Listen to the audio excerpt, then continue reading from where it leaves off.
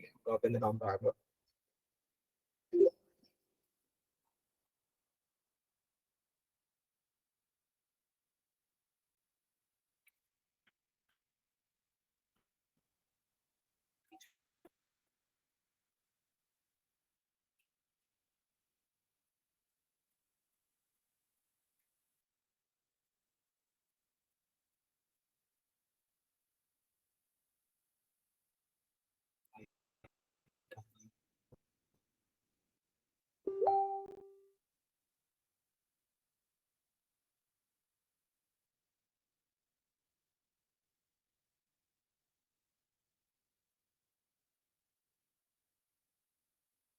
Oh.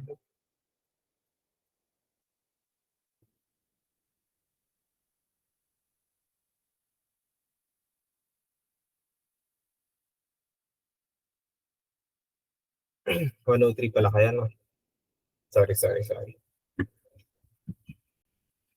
And so void just simply means nothing. Function should be invoked without parameters dahil nga void. Kapag void, wala ka namang hinihingi.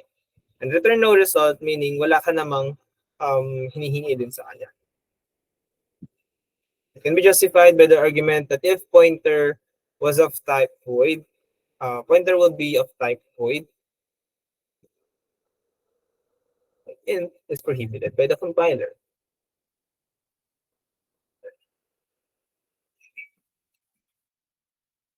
Okay, wait lang kuha lang ang tubig.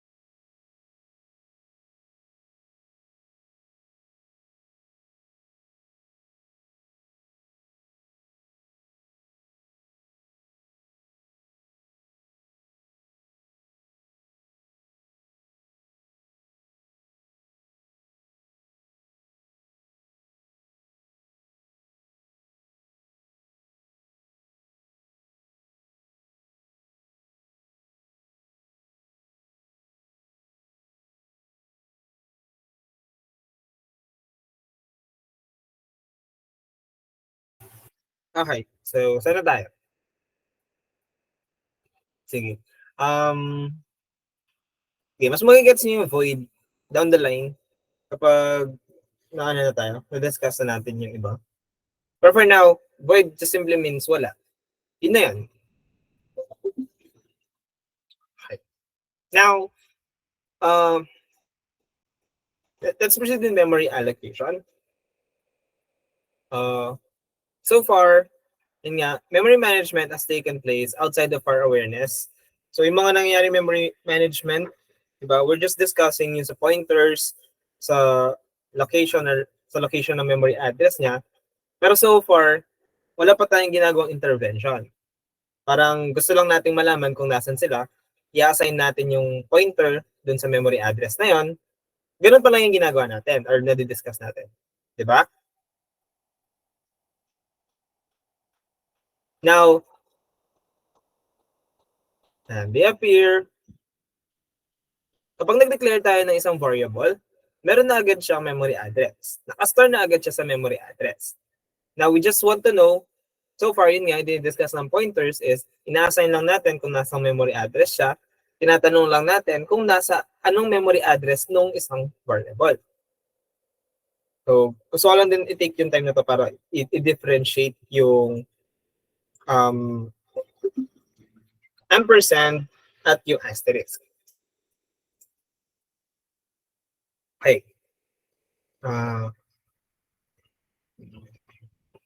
Sige, balikan lang natin yung example na ano. Example natin before. Labog yan. Dito lang tayo. So, let's declare int ivar. Kung natatandaan niyo pa si int ivar tsaka si int asterisk ptr. Okay. Sige, huwag ko nang pahirapan. Huwag ng ptr. Hindi rin ivar. Lagay ka naman ng var. So, p na lang. Pointer p. Para mas madaling sabihin.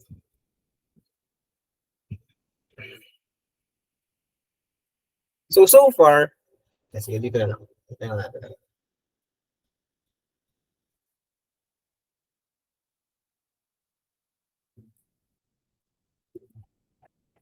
Okay, so gusto ko i-establish dito sa part na to. Sa first line ng code natin, si int variable at si int pointer p.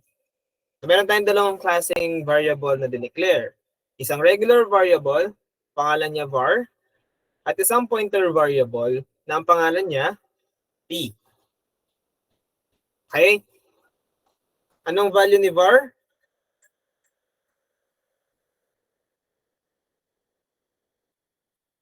Upon declaration, anong value ni var? Null. Wala pa kasi siyang in-store na value. Wala pa tayong binigay na value sa kanya. Now, si pointer p, anong value niya? Sige. Ano mo ng data type ni p? Ni pointer p?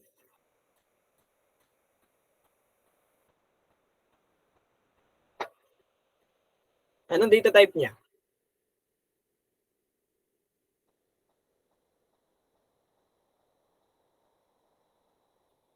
Int. Okay, so, yan. So, ano din i-reiterate dito? Si pointer p, hindi siya int. Kung hindi, ang ginagawa niya, tinuturo niya yung isang integer. Okay? So, there's a difference dito. Hindi siya ang data type niya ay hindi int, kundi siya ay pointer int pointer. Hindi siya int. Ano siya mismo? Equals int pointer. Okay? There's a difference between int pointer and an integer. Ang int pointer, tinuturo niya yung integer, pero siya mismo, hindi siya integer. It's just a pointer for integers. Very specific tayo sa term na to. Okay? Hindi lang siya dahil gusto ko lang malito kayo. It's an integer pointer. Hindi siya integer. Tinuturo niya lang, yung tinuturo niya, yun yung may data type na integer. Nagets natin?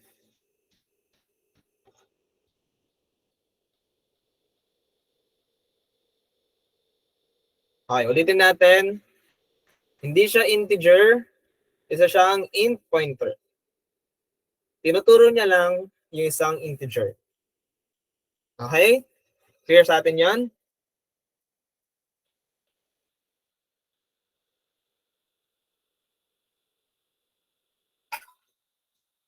Okay, so this is a visual representation ng ano natin. Pakita na natin mamaya.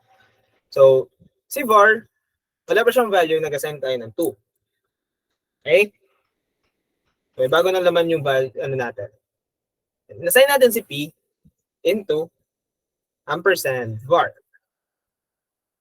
Now remember, si P ay isang pointer.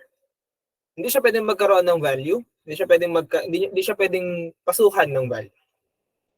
So inassign lang natin yung memory address ni var. Okay? So, kung i-print natin to, print muna natin bago ko pakita yung visual representation. Print asterisk D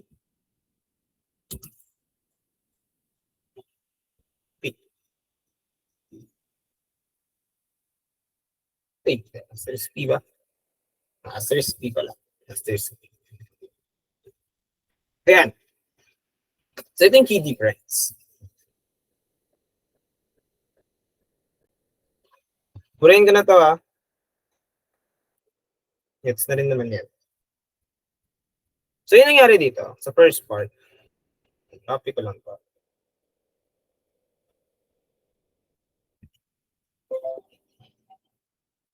Ayan. Para meron lang tayo dyan. Ay. Yan. Okay, what happened here?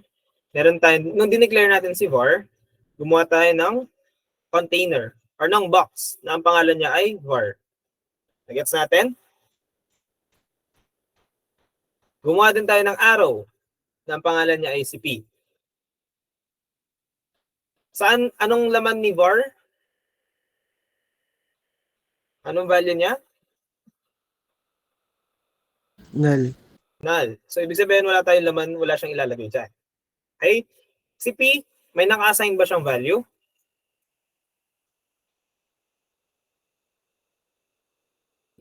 Wala din.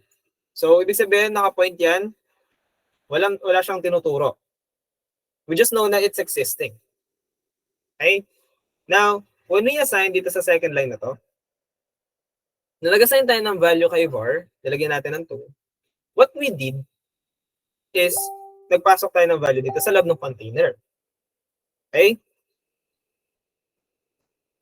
So far, ito yung pagkakaintindi natin. Na wala tayong pakialam sa memory management, sa memory address management. Okay? Pero what really happened, ulitin ko lang, what really happened dito is, we already have an existing memory address. Diba? Sa computer yan, meron na tayong memory address. So let's just say we have a lateral or linear na memory address. Marami pa yan hanggang dulo kasi malawak naman yung memory. Pero mag-focus muna tayo dito sa content. Okay? Now, when we declared var, gumawa tayo ng variable na pangalan ay var, in-store na agad siya ni computer sa isang memory address. So, nandito na agad yan.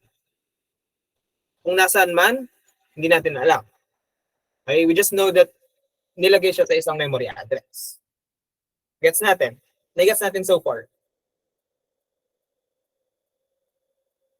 Okay, so buburahin ko na to. Now, upon declaration din kay P, kay pointer P, we know na merong pointer dito. Okay? So meron yung dito, meron siyang arrowhead. So this is P. Gets natin? Ano yung tinuturo niya?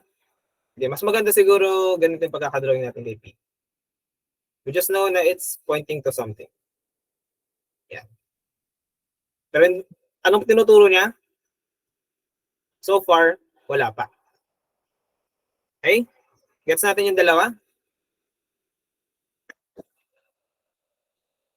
So, ganyan siya nag-exist itong first line. Okay, ganyan yung nangyari sa first line.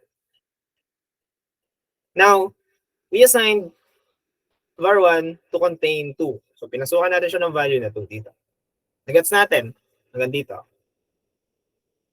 Ganyan yung nangyari. Next, lumipat na tayo kay third line natin.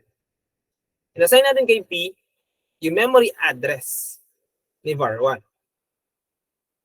So what technically happened dito is kinuha mo yung arrowhead ng pointer mo, kinuha mo siya, nilagay mo, tinanong mo, kapag gumamit tayo ng asterisk, ng ampersand, ibig sabihin yan, you're asking for the location. Okay? You're asking for the location. So when we assign dito, tinuro niya yung location, inassign niya dito. Okay, nagets natin?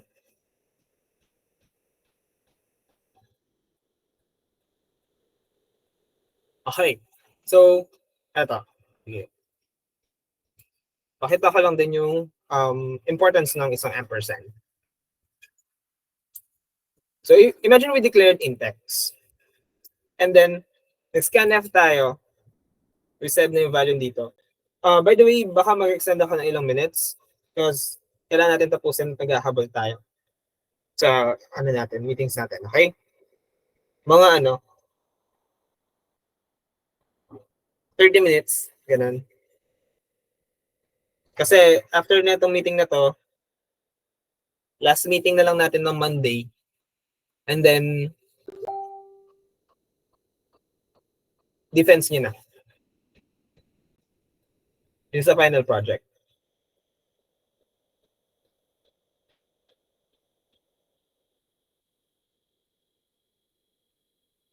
Di bale, ano pa naman, may free time kayo, pero hindi ko lang kayo mapapasukan. That's what I meant. Pakita ko lang yung time dito.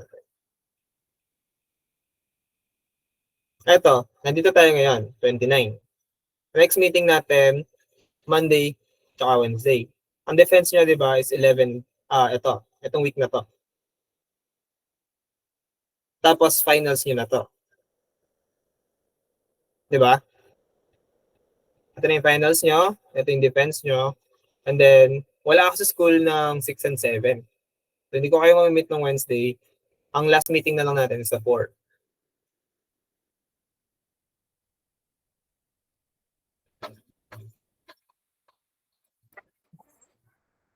Okay? So, ayan. Baka mag-extend tayo. Now, okay, balik na tayo dito sa discussion natin. Di ba kapag nag-scanf tayo, we said na dapat lagi siya merong ampersand. Kapag wala siyang ampersand, magkakaroon tayo ng error. Tingnan nyo. Pag wala tayong ampersand, enter tayo number, magkakaroon tayo ng segmentation fault. Pero kung meron siyang ampersand, magbigay ka ng 15, wala siyang error. Okay? Bigyan tayo printf. Printf.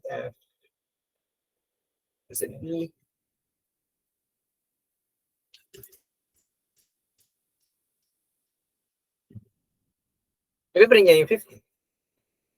Okay, so successfully na-store siya dito. What this happens behind the scenes, okay, balikan lang natin to. Kunwari, nag-int x ka.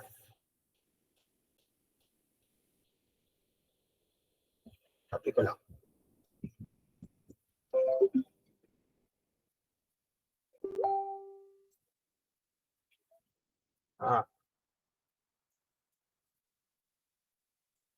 Kunwari, nag-int x ka dito. Gumawa ka ng variable na pangalan niya x. Okay? Naka-declare na agad siya or nakapasok na siya sa isang memory address. We just don't know where. Okay? So mag-x tayo dyan. Tama? Clear sa atin to so far. Okay. And then, nag-scanf tayo. Sabi natin, papasukan natin ng value. Kapag may ampersand ka, you're asking for the location, etong buong to. Okay? Etong buong to. So ako ilalagay daw yung i-input ko. So pag nag-input ka, ipapasok mo dito. Yung 15 kanina. Pero kung wala kang ampersand, dito mo nilalagay yung 15. Hindi mo alam kung wala kang location kung saan paglalagyan. Kaya ka nagkakaroon ng error. Gets natin?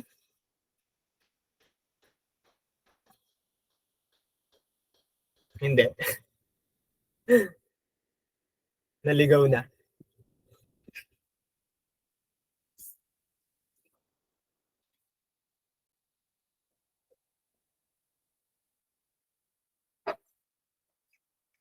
Okay. Sige. I'll try to put it this way.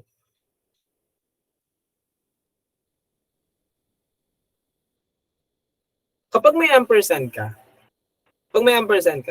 you're requesting for the location. Keyword sa requesting ikaw yung nangihingi ng location.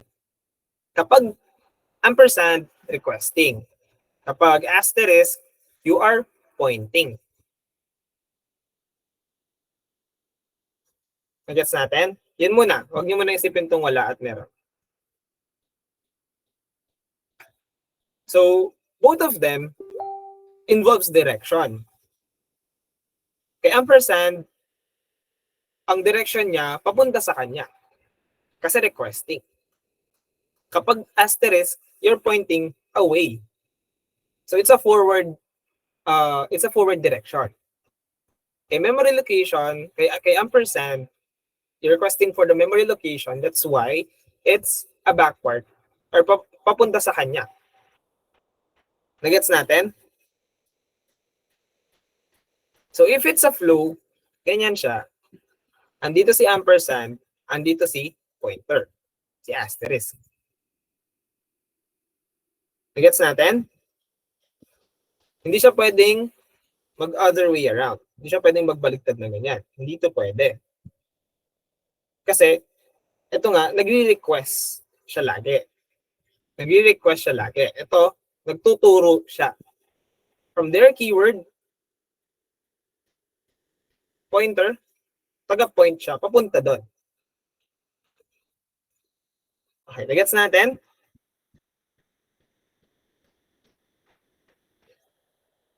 Nagets natin? Yung asterisk at ampersand. How about the others?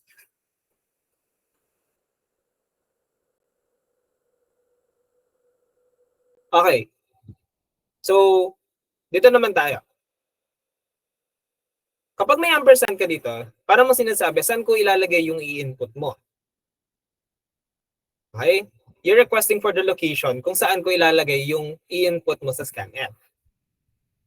Kaya ka may ampersand. Now, kung wala kang ampersand, it's like saying, o ilagay mo yung value na yan kay X. So, nagkakaroon ka ng overriding. Hindi mo naman sinabi yung memory address niya. Sinabi mo lang, ilagay mo dito. Ipatong mo dito. Para na. If there's already existing doon, hindi naman location yung binibigay mo, bibigyan ka niya ng error. Doon ka na magkakaroon ng segmentation fault. Nagets ba?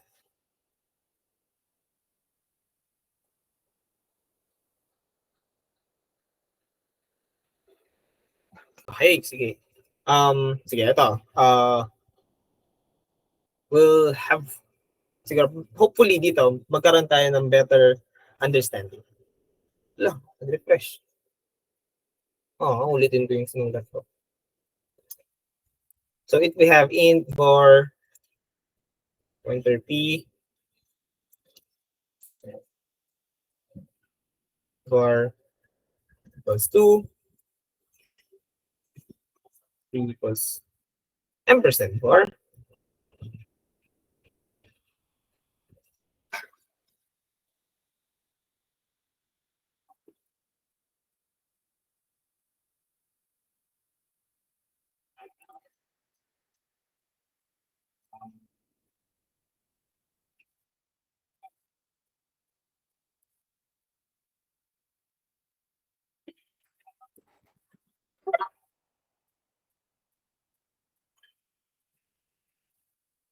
copy ko lang to.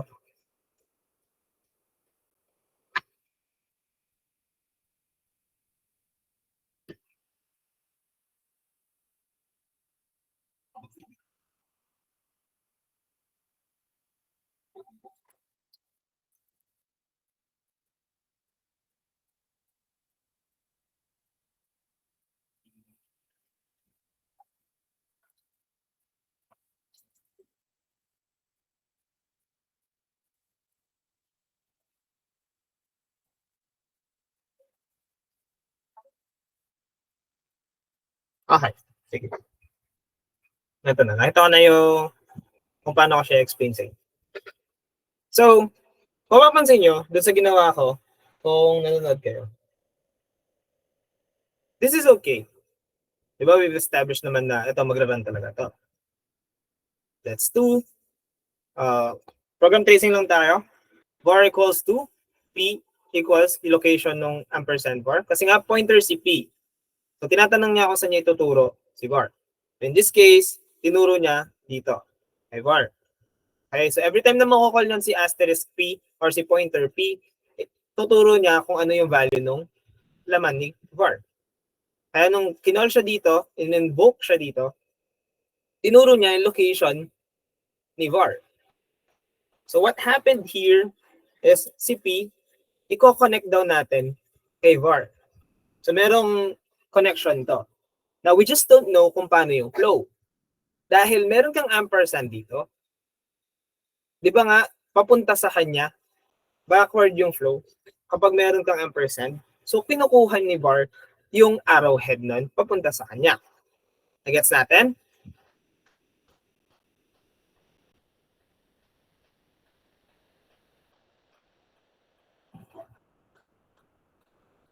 Okay. So, dito, iburahin ko lang, pakita ko lang. Nung so far, ganyan yan. Di ba? Nung nag-ampersand P equals ampersand var ka, andito daw, ituro mo siya. Pag nagay ang ampersand var, may pointer sa kanya. May nakaturo sa kanya ganyan. Dito yung location ko. Pero hindi niya alam kung kanino tuturo. Kaya, nung nag-equals ka kay P, kinonnect niya yung dalawang pointer. Gets natin?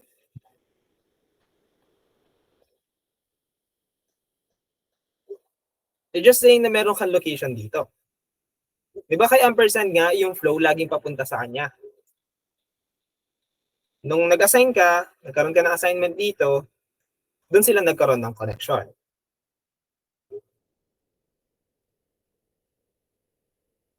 Magulo? Hindi gets. Gets ba? Sino hindi nakaka-follow?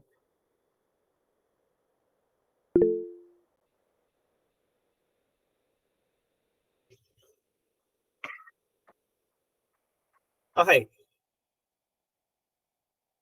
Di ba we've established dito na si P, pag may asterisk ka, yung flow away sa kanya. Nagtuturo siya. Ay ampersand, papunta sa kanya. Yung flow. Gets naman to so far, itong concept nito. Ito. Gets to? Oh. So ngayon, nag-P equals ampersand var ka. Wala kang asterisk dito. Okay lang yan. Kasi meron ka namang ampersand. Ampersand, ibig sabihin, hinihila na yung arrowhead papunta sa kanya. So may connection. That's why, ito, nag-print pa din siya. Kompleto yung line natin, yung flow, yung direction. Now, dito, nag-asterisk ka. Asterisk P equals 1. This is typically saying, or you're trying to make a connection again. Okay? Si var wala kang ampersand dyan. So, hindi niya alam kung hindi niya hinihila ngayon yung arrowhead. Pero dahil meron kang pointer, may asterisk ka doon, yung arrowhead is away from P. So, meron pa rin siyang connection. Nagets? Gets ito? Okay. Now, in this case, punta naman tayo dito. Yan.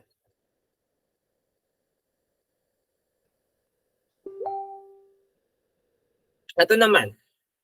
If P equals 4. This time, nung ginamit na natin itong P equals 4, nagkaroon na tayo ng error. Segmentation fault ulit. Familiar tayo sa segmentation fault. Saan natin nakikita ulit to? Sa scanf, kapag wala tayong ampersand. Nagkakaroon tayo ng segmentation fault. Yan. Doon siya lumalabas.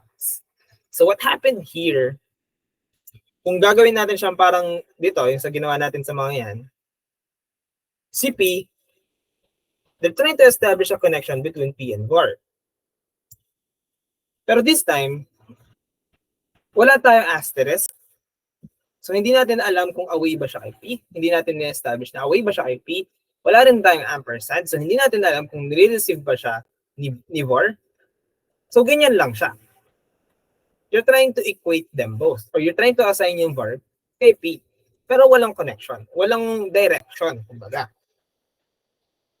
Kaya pag nag-run ka dyan, magkakaroon siya ng segmentation fault. Nagets natin?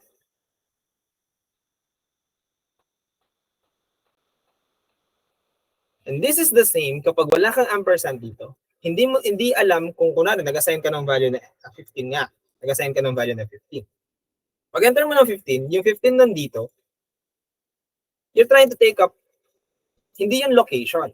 Ganyan lang din yan. Walang na-establish na flow or direction. Nagets natin kung bakit na tayo nagkakaroon ng segmentation fault dito?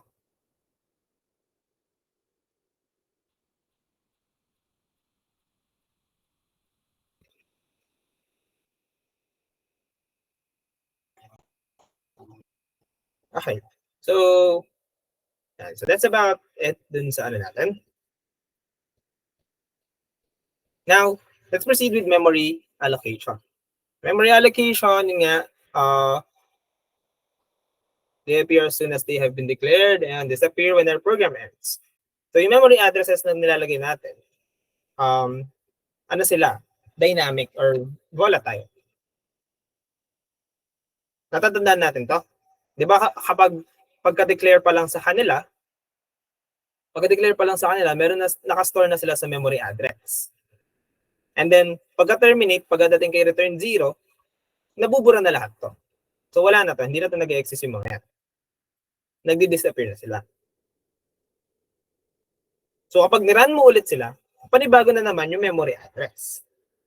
Kaya, kung mapapansin nyo yung pagkakasabi ko kanina, yung var at yung p, nag-exist sila sa isang memory address.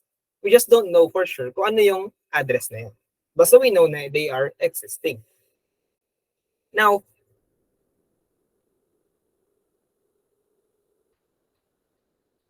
para maano tayo, makapag-allocate tayo ng mga memories sa kanila, we use malloc.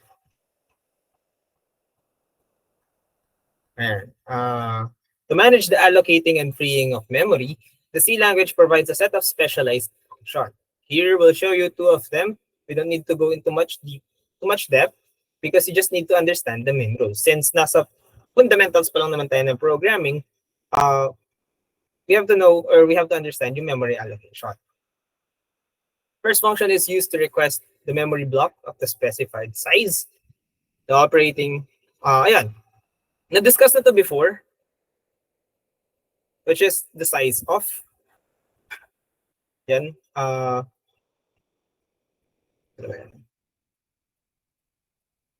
kabilang slide data. So, di ba? Ang gulo ng slides.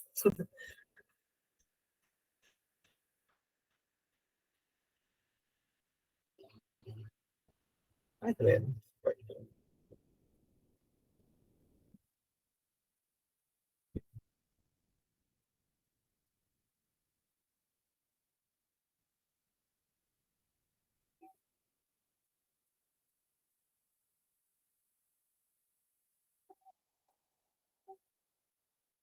Ito.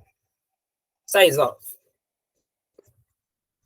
The size of is not only an operator, it's also a keyword. So it's a function. Yeah. Expects an argument that is literal, a variable, or an expression, and close in the parenthesis, or a data type name. So ito yung example. So size of, di ba float is a data type, long is a data type. If ilalagay niya sila dyan, it will return a value. This is the size of float in terms of bytes. So ilan yung capacity ng isang float? Ilang bytes or ilan yung memory address na sakop ng isang float? Ganun yung sinasabi ni size of. It's like asking, what is the size of an integer? What is the size of a float? What is the size of a double or a long? Now, sinasabi dito na you can also use not only the data type, but also variables. So you can say int x equals 13. So it will be asking, ilan yung size ng isang 13, ng value na 13? Ilan yung value ng x? Pwede nyo binlagay dito na size of x. It will still be returning yung value na 4 kung ilan yung integer. Nagets natin?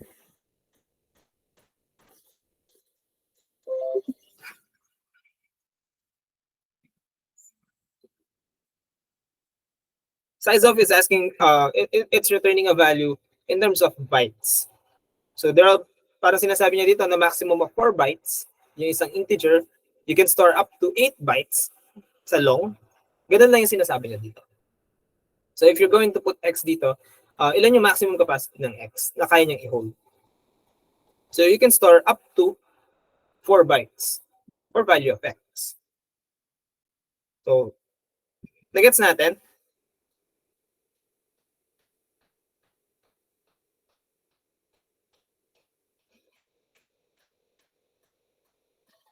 Okay. That's the first one. So, ayan. Kailangan yung merong header file na stdlib.h. So, kung so far, ang ginagamit lang natin is include stdio.h. If you want to use stdlib, dapat meron tayong include stdlib.h. Ay, wrong spelling. Yeah. Para magamit natin yung size of. Okay? Okay. I-sample na natin. In x equals 13. I equals size of int. Yan, int po.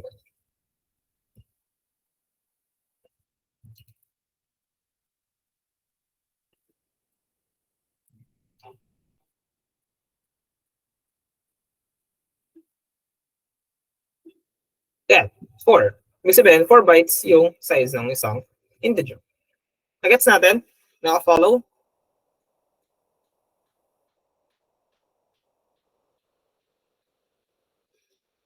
Right. So that's the first function. The second function is malloc, or we simply just say malloc. The name of the function is a conflation of memory allocation. Kaya siya naging malloc. Okay? Its only parameter provides information about the size of the requested memory and is expressed in bytes. The function returns a pointer of type void.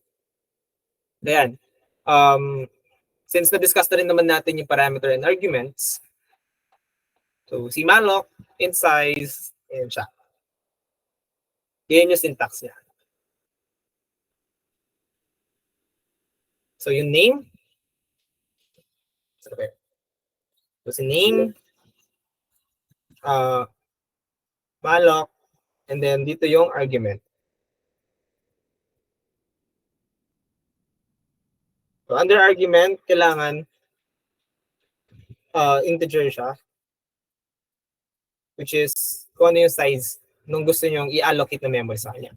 This means that para kayong nagpapa-reserve sa kaibigan nyo, kunwari pumunta kayo sa canteen, tapos ikaw nakapila ka pa, tapos siya, tapos na siyang bumili, pwede nyo siyang sabihan na, uy, hanap ka na ng upuan, hanap ka na ng table, tapos sasabihin mo dito sa argument, pang ilang tao yung i-reserve yung table dun sa canteen.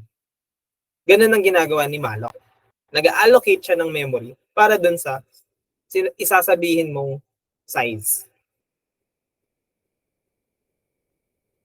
Gets natin yung malloc? Yung concept ni malloc?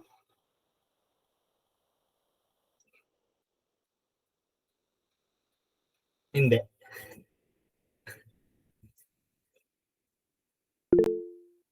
Sige, Jeff.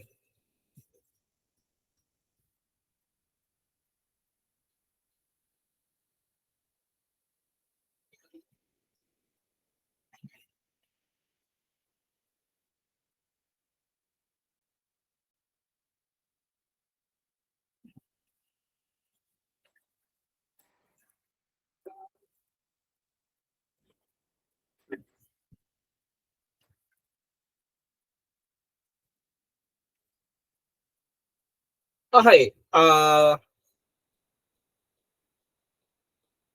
Malloc is just saying na mag-allocate ka ng ganitong memory na ganitong size. So if I said dito kay malloc 13. Okay.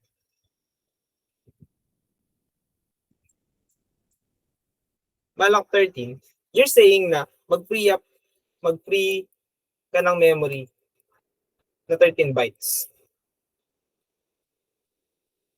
So, ganyan yung sinasabi niya. Nagets natin?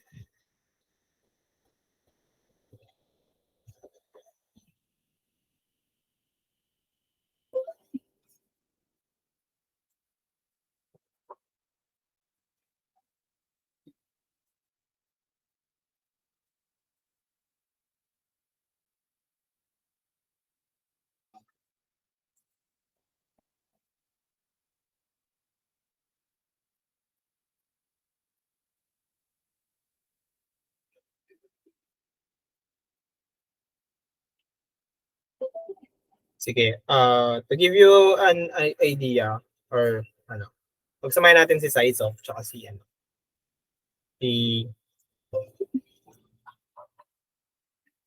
pagsamahin natin si Size tsaka si Malok in terms of action. So, int I yung maganda dito. Sige, I na lang.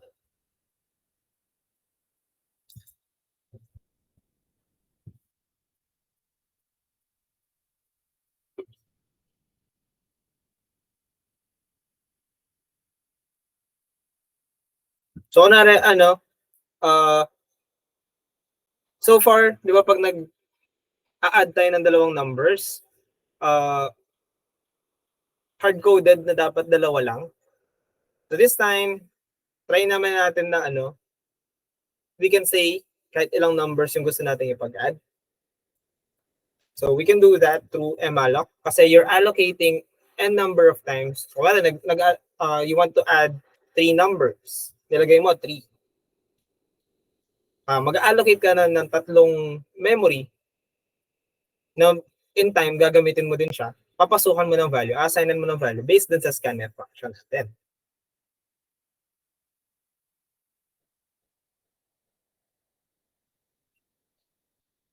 Sige. Gawin ko muna yung code and then i-breakdown na lang natin. Enter integers. One to add.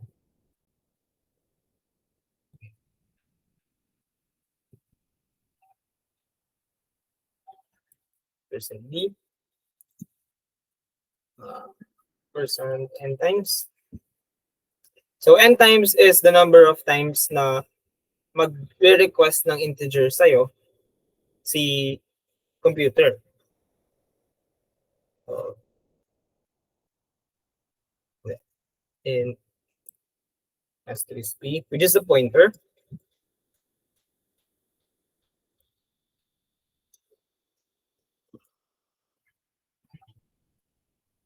N times size of int.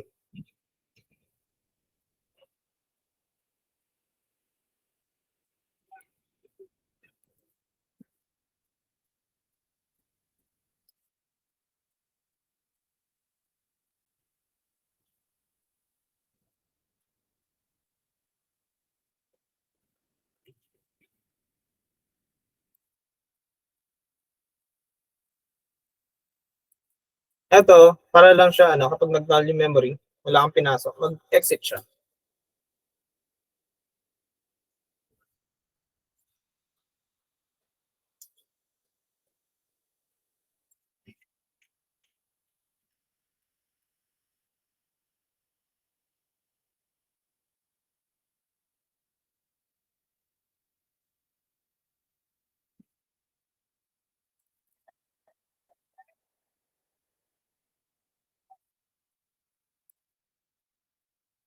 Okay, so dito na tayo sa for loop para naman di ba mag-aano nga tayo doon, magre-request tayo ng ilang integer yung i-ano natin, i-print.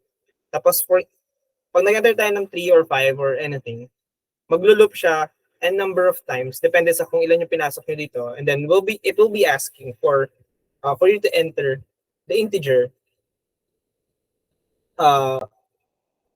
based on sa number of times na hiningi mo. Enter an integer.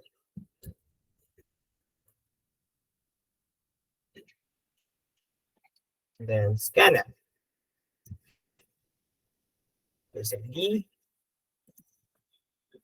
PR, copy, plus I.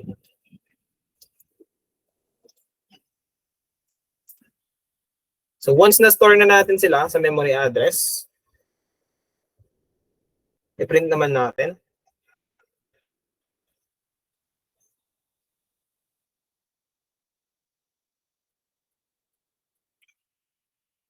Percent E.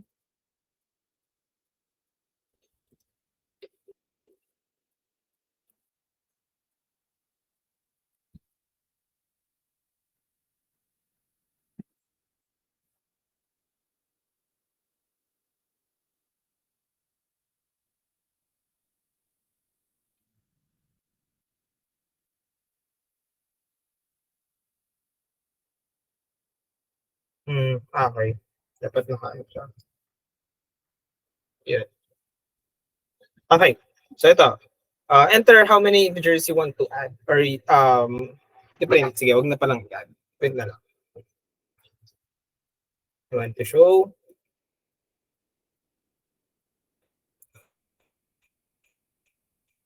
Okay. Sabi ko, gusto kong makakita ng 6. Gusto ko lang mag-enter ng 6 integers. Ang gagawin niya, i-multiply niya dito, n times, nag-n times. Papasok niya sa n times, di ba? And then I want it to be printed or I want to enter numbers n times. And 6 times. 6 times yung size ng int, which is 4. So nag-allocate ka. Ibig sabihin nito, kinuha mo kung ilan yung memory. Ilang memory yung sinasakop ng isang integer.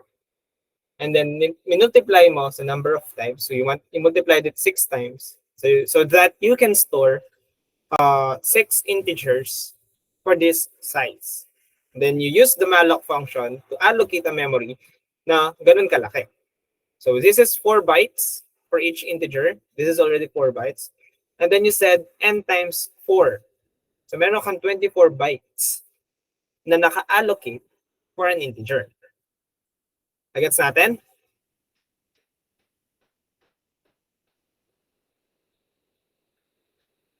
Nag-enter tayo ng isang number. First number is 15. Second number is 16, 17. Tapos naging 13. Yan. 14. Then 19. So, printin niya sila, isa-isa. Meron ka 6 numbers na naka-allocate for them. Nag-enter ka ng number 6 times.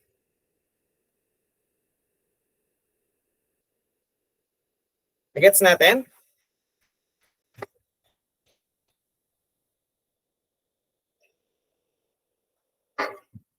Okay, sige. Babalikan natin yung int asterisk na yun. Mamaya, eto.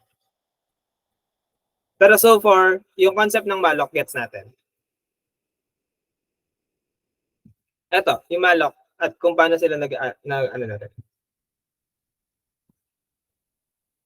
Nagets ba? How about others?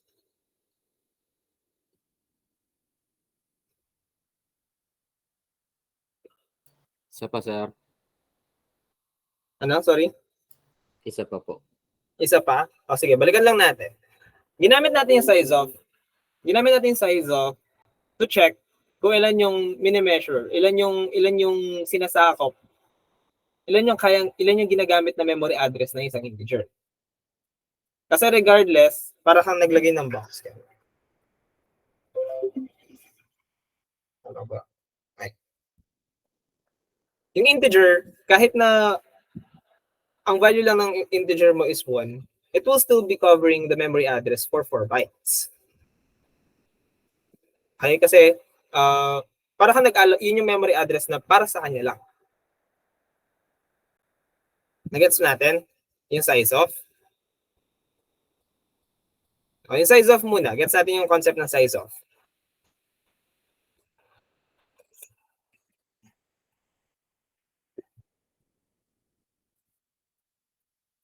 Size of, hindi natin gets.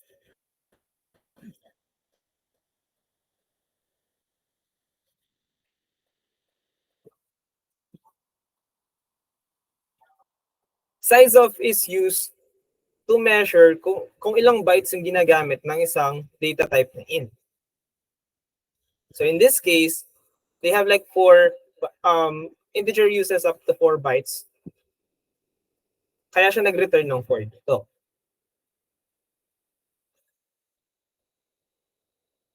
Na-discuss na natin yung size of kanina. Size of pa lang to.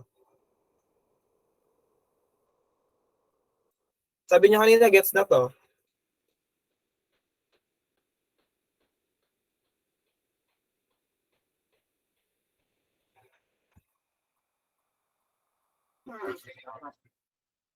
Gets ba to? Hindi. Yung size of.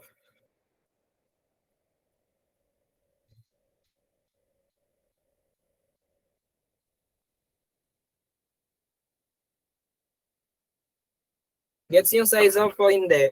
Anyone?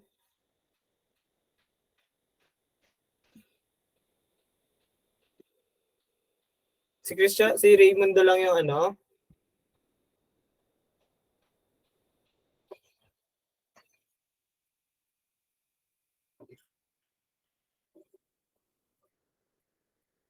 Yung iba.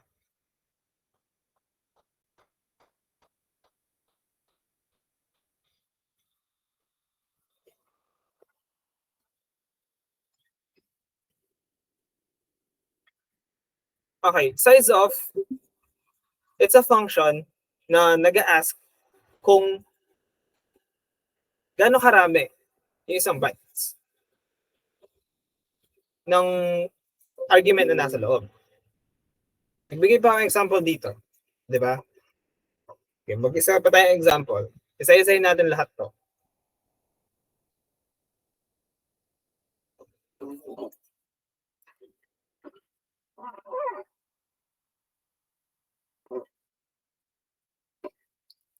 Nakapag-move on na tayo. Tinatanong ko kayo kanina kung gets ba yung size of. Walang sumasagot. Yung mga sumasagot lang, nakagets nila. So, paano ko malalaman kung hindi nyo pa pala nagigets? Ngayong na-encounter natin ulit ng, ngayon yung nire-raise.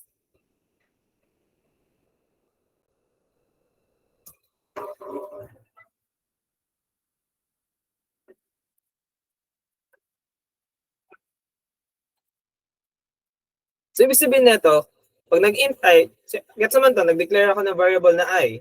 Inassign natin yung I into kung ano yung magiging return result ng size of. Size of means, tinanong niya lang dito kung ilan yung kasha, ilan yung maximum size ng isang integer.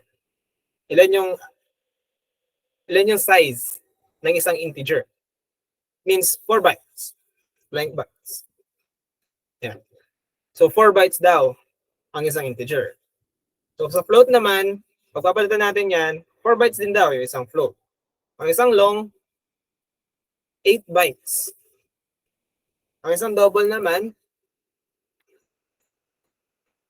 8 bytes din. Ang isang short,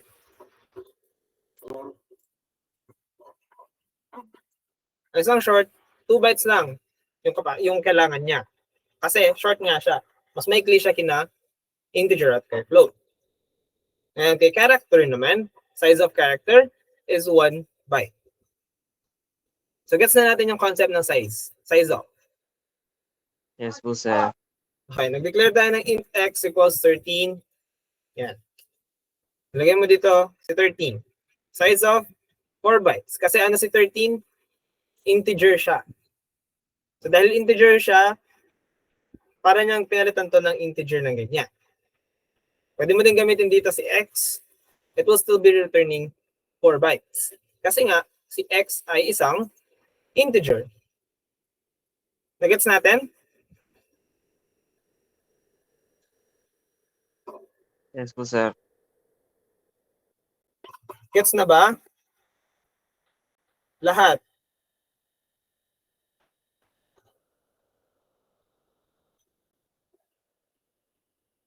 Sige. Warren, gets ba? Yes po. Bricks, gets? Gets po. Okay. DJ, Yes, sir.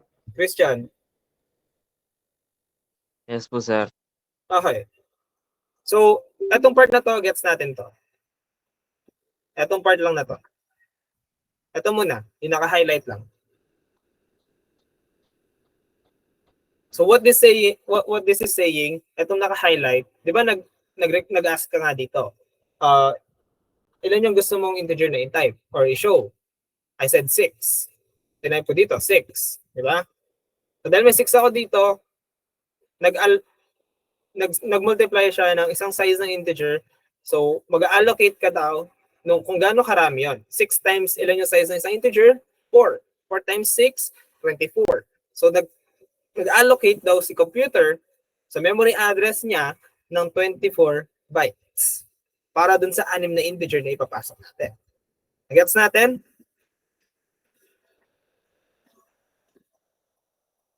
Yes po. Okay, gets natin yon. Now, gumawa tayo ng pointer. Okay, balikan natin to si alloc, si malloc. Si malloc, ang nire-return niya lagi ay void pointer. So, ibig sabihin, kapag void pointer siya, ang kagandahan ng isang void pointer, pwede mo siyang i-mold into another pointer. Pwede mo silang i-typecast. Typecast is the term.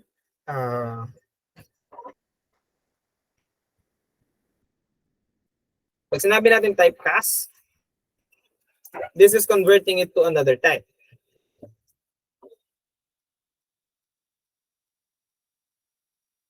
Okay? So kung kunwari, void pointer siya, pwede natin siyang i-cast into another type, maging siyang integer pointer.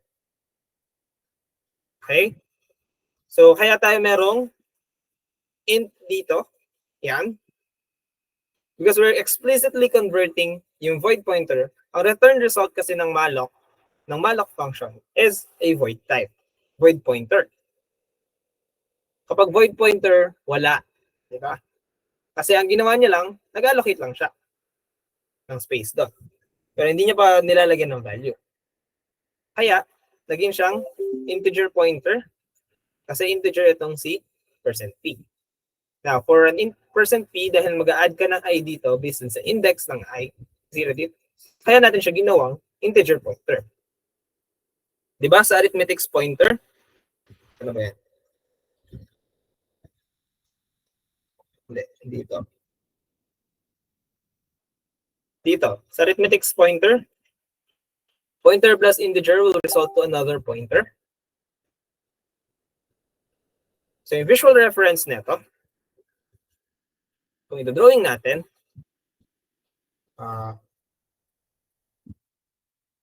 wait lang. Kunin ko na to .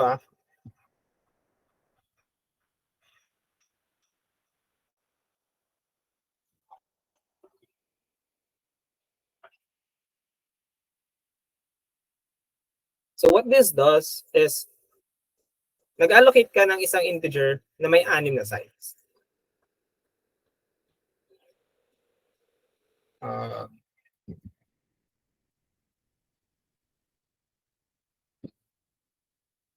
Okay? So meron na tayong 6 na ganyan.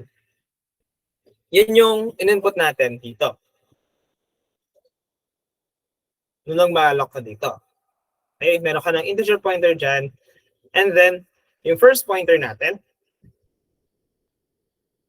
na nag-first, ano ka dito, sa unang iteration ng for loop mo dito, di ba, pointer plus I, so yun yung memory location, so you're referring to this index 0. Kasi nga P is null, P plus 0 equals 0. So you're referring to this one, this index. So yung unang integer na pinasok mo dito, 15, dito siya papasok.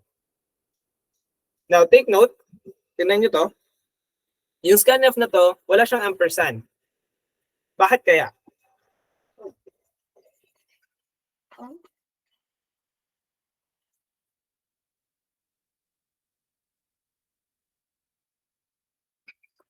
Nag-run pa din naman kahit wala siyang ampersand.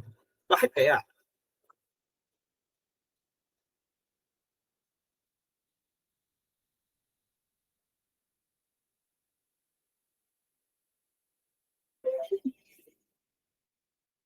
Nag-run si scanf dito kahit wala siyang ampersand kasi si P ay isang pointer. So what you're technically saying is itong P plus I is a pointer pointing towards this address. So alam ni scanf dahil address to, alam niya kung saan niya ituturo yung entry natin. Kung ano yung entry natin dito, let's say 15 or yan, si 15, alam niya na sa address na ito ipapasok. Kasi nga, pointer itong si P. Nagets natin?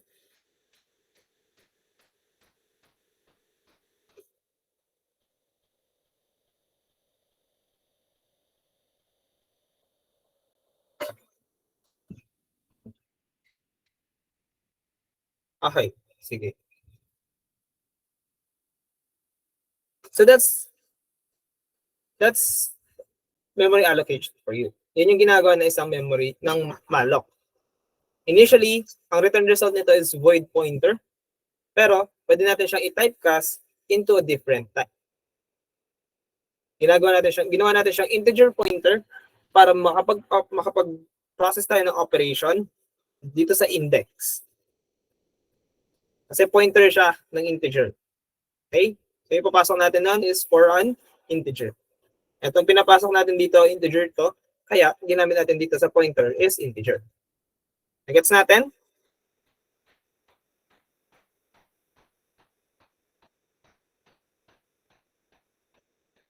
Ayan. So the next is free.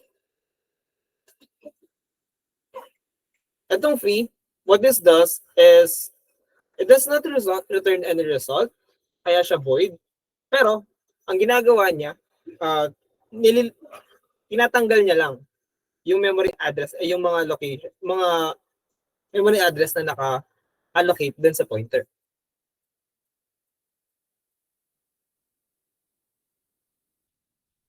And void free, void pointer doesn't need to know the size of the feed block.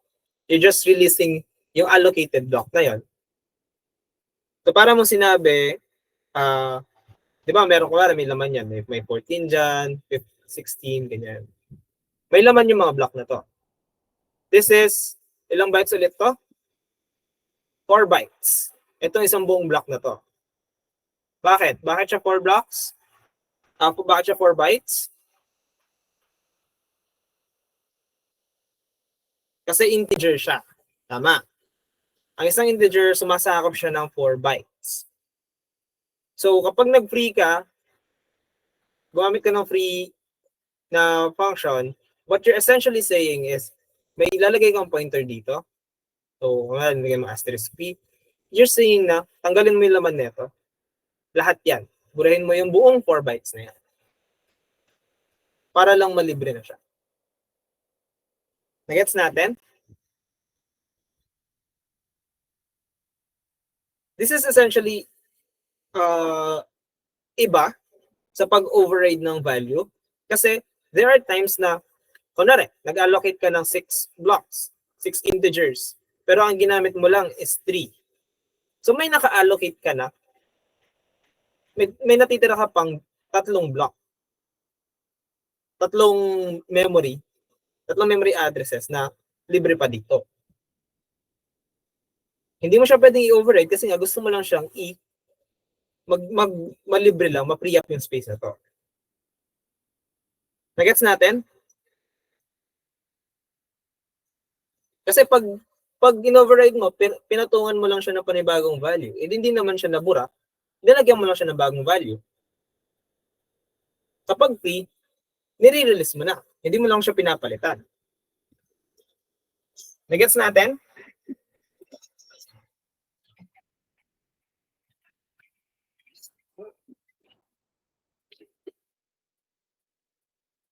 Okay. So, and this is the typecasting. Bali sa part na to, ito lang yung typecasting na tinuturo ko sa inyo kanina. You can try this para mas mag-gets nyo sa memory allocation. Pero skip ko na muna. The functions, na-discuss na natin to. Tama? Ito yung una natin din-discuss.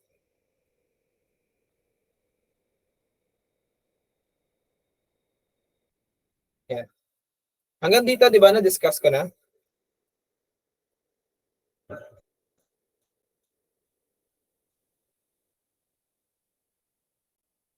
Ito, pinagawan ko na rin kayo ng ganito, tsaka yung calculator. At then, na-discuss ka na yung return statement, tama?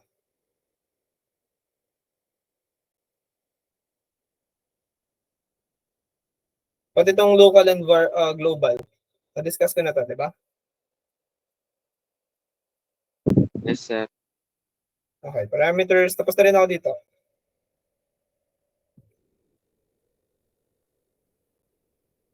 Okay, so we're done with the module 8.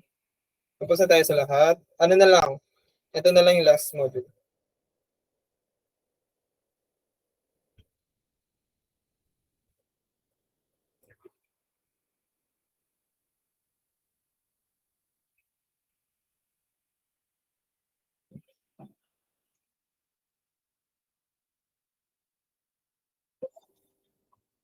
Wait lang ha.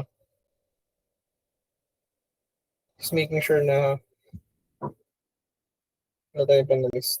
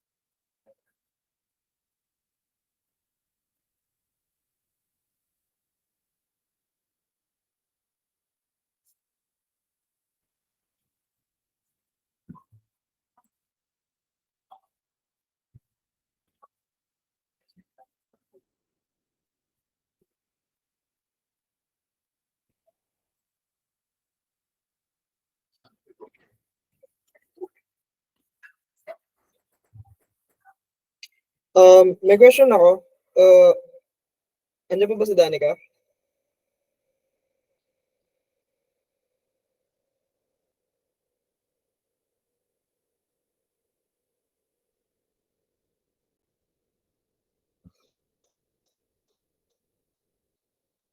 Kanina pa hindi sumasagot si Danica. Anong meron? Sorry po sir, medyo ano, nawawala-wala yung net namin. Okay, sige. Pahingi ako ng class schedule niyo. Kasi may isang buong module pa tayong hindi natatapos. And Sige ako po. naman ituro to ng online class. Lalo na nahirapan kayo. So baka magpa-remedial ako. Kung okay lang sa inyo. I-check ko na lang sa schedule. Sige po sir. Puro kasi tayo online class eh.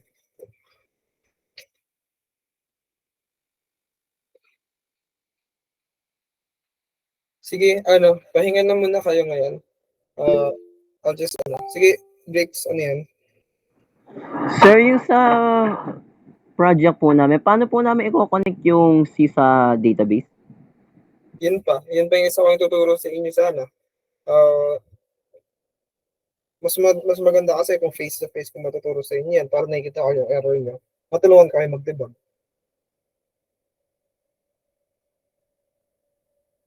Sabay ko na lang siguro. Free ba yung Saturday nyo?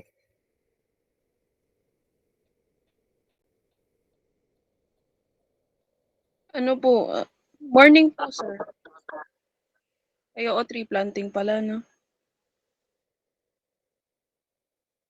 7 to 9 yan, no?